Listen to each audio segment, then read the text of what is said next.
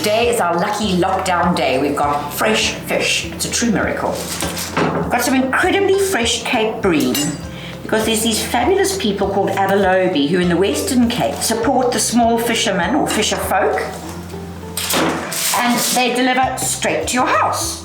I've got some fresh dill here, which I bought at the supermarket yesterday. You could use parsley, fennel, basil, whatever you liked. And then it's simply a case of putting some lemon juice over. So this is a Cape Bream, also known as a Hottentot, 100% sustainable, which is wonderful, so on the green list. Olive oil, lots of olive oil. This is gonna just make it more moist and keep it from sticking. So white fish, so it's quite delicate, beautiful, just with simple flavors. Don't throw a whole lot of garlic and stuff at it. That's sort of a waste of time. And then when you bake fish, 200 degrees, sort of short, sharp and furious because there's not very much fat. It really is worth mastering the art of good tartare because you can truly elevate a fish finger to new heights. Even a piece of frozen fish gets good new looking. And you don't need too many ingredients, but you do need a lot of chopping.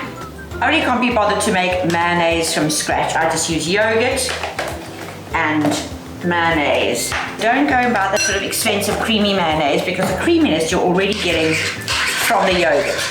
Now, God bless Louise. She lives here on our commune. In fact, to be honest, we've got 11 adults, 6 dogs, and many, many chickens.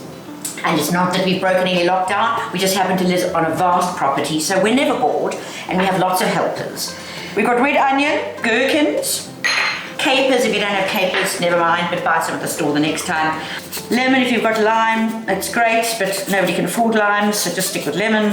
Some lemon juice. Now, not too much, I don't want it too watery. I'm going to use some chopped dill here because, well, I put dill in the fish. But if you don't have dill, parsley, basil, or, well, nothing really.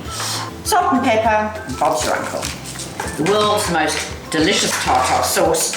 Any minute now, the fish will be ready. I'll have some fresh bread, which I didn't bake, bought tartare sauce. There you go.